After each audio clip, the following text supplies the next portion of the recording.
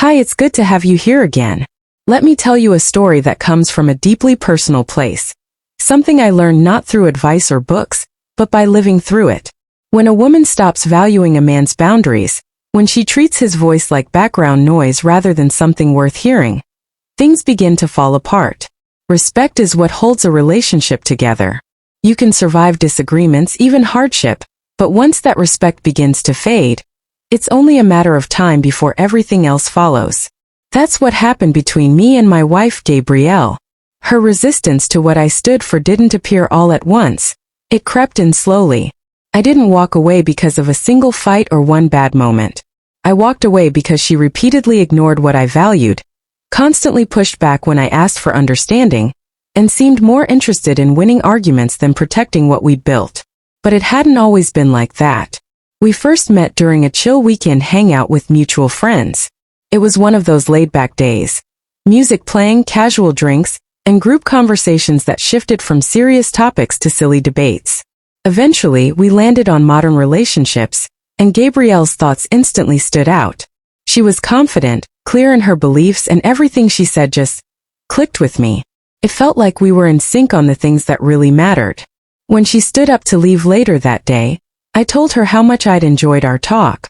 She smiled, gave me her Instagram handle, and that night I followed her. I sent her a quick message, not expecting much, but she replied that same evening. That's how it all started. Some days we shared long messages about life, values, goals. Other days it was light-hearted stuff, jokes, memes, random updates. Eventually, we moved from chatting online to talking on the phone.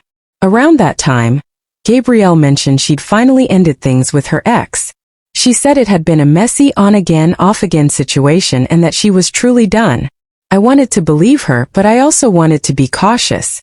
I didn't want to be her rebound, so I gave her space. I didn't rush into anything, but we kept talking. We got closer. One evening during a phone call, I asked her how she'd feel about being in a relationship with me. She laughed softly and said, "I think I'd like that." That moment felt right. We started dating officially, and in the beginning it really was good. We connected. We respected each other.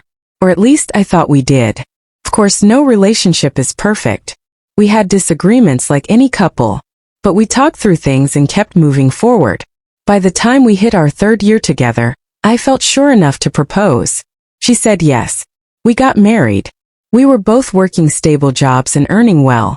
From the outside, everything looked solid. Two professionals in love, building a future together. But marriage reveals things dating never does. You see a side of someone you hadn't noticed before. In Gabrielle's case, she seemed to struggle with the shift from being a girlfriend to becoming a wife. I thought maybe she just needed time. After all, she was independent, raised on the idea of self-sufficiency. I figured with patience and consistency, things would fall into place. But they didn't. If anything, time gave her more room to pull away. She started going out more. Weekends turned into girls' nights, almost every time. Sometimes she told me in advance. Sometimes it was a last minute, "I'm heading out," as she grabbed her purse. First I tried to play it cool. But it began to eat at me, especially when her tone around independence got sharper. She'd say things like, "Being married doesn't mean I have to give up who I am," or "No one tells me how to live." One Saturday, I tried to have a calm talk with her before she went out again. I wasn't angry. I just wanted to be heard. But before I could even explain how I felt, she got defensive. What I hoped would be a mature conversation turned into another argument. And just like always, once the argument ended, she shut down. Cold. Distant. Like I no longer mattered. I started questioning everything. Was she the same woman I fell in love with? Or had she changed into someone else entirely? Then came the moment that broke me. One morning while we were in the kitchen, she casually mentioned her company had a party that evening. I asked, "Why am I only hearing about this now?" She brushed it off like it was nothing. But it wasn't just any event, it was the annual corporate party. And she hadn't said a word until that morning. I asked her plainly, "You weren't planning to take me, were you?" She shrugged, said she forgot. But I knew the truth. I told her I wouldn't be going. I wasn't about to show up as an afterthought. That night, as I sat in the living room, Gabrielle walked out of the bedroom fully dressed. She was wearing a bright red dress, tight-fitting, bold, with a high slit and a neckline that left little to the imagination. I looked at her for a second. She was stunning, sure. But that dress, it wasn't for a company party. It was designed to be noticed. I stood up and said, "I don't want my wife going out dressed like this." She didn't even acknowledge me, just kept fixing her makeup. So I raised my voice and asked again, "Did you hear what I said?" She turned to me slowly, locked eyes, and said something I'll never forget. "You don't own me." She didn't just ignore my words. She stripped them of any value.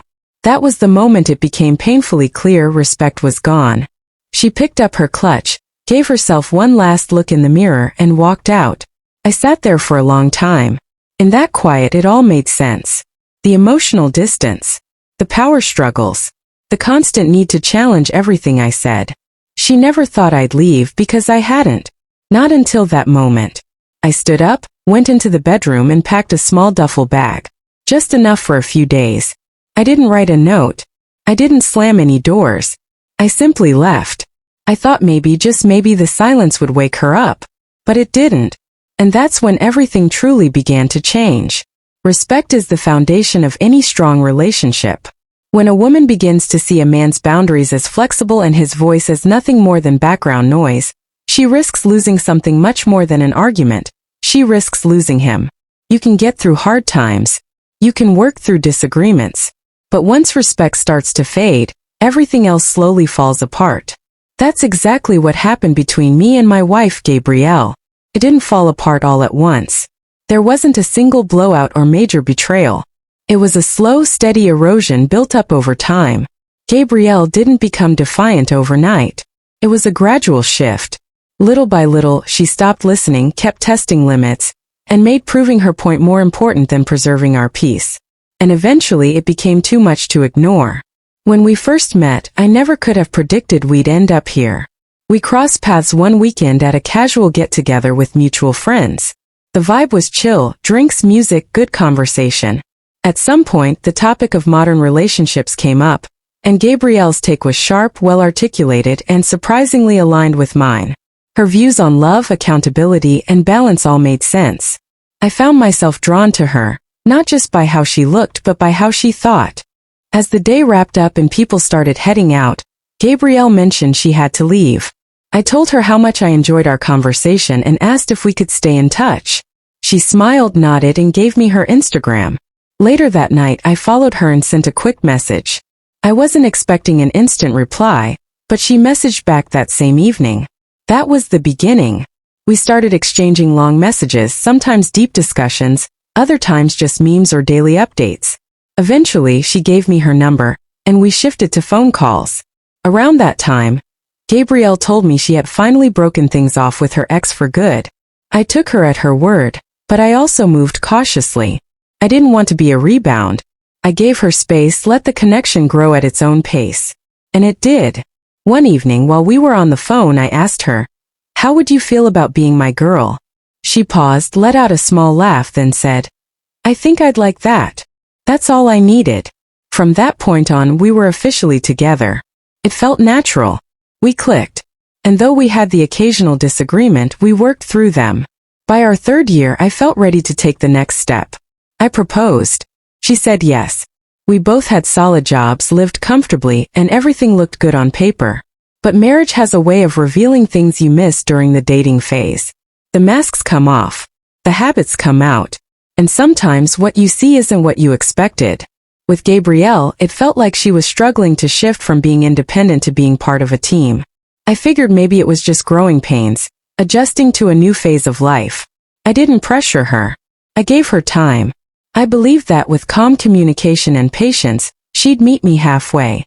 But instead of growing closer, she began drifting.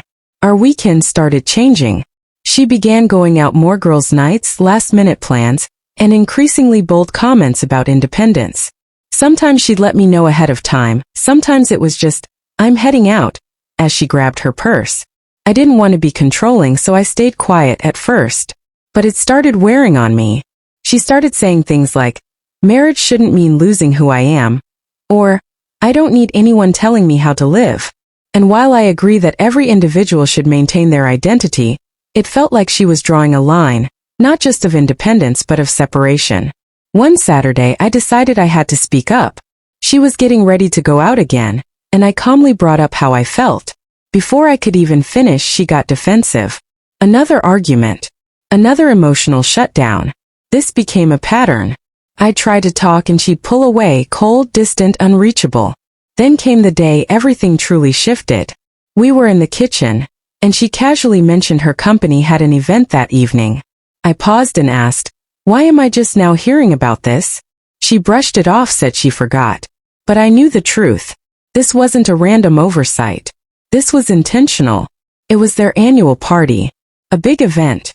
And she hadn't planned on including me. I told her I wasn't going. I wasn't going to be an afterthought. And then later that night, when she stepped out of the bedroom in a tight, high-slit red dress with a plunging neckline, I froze. She looked incredible, yes. But also she looked like someone ready to turn heads. I stood up and said, "I don't want my wife going out dressed like that." She didn't even look at me. Just kept applying her makeup. I raised my voice a little. "Did you hear me?" She turned, met my eyes with a cold glare and said, "You don't own me." That was it. In that moment, I realized something deep inside her had shifted. She wasn't just ignoring me. She no longer respected me. I sat on the couch for a while after she left, just thinking. And in that stillness, I made a decision. I got up, packed a small bag, just enough for a few days. Took my keys, wallet, essentials. I didn't leave a note. I thought maybe by stepping away she'd realize what she was doing. That she'd reflect. But she didn't. And that's when I finally understood. Love without respect is just noise. You can't build a future on empty promises and ignored boundaries. Sometimes walking away isn't giving up. It's choosing yourself when someone else won't.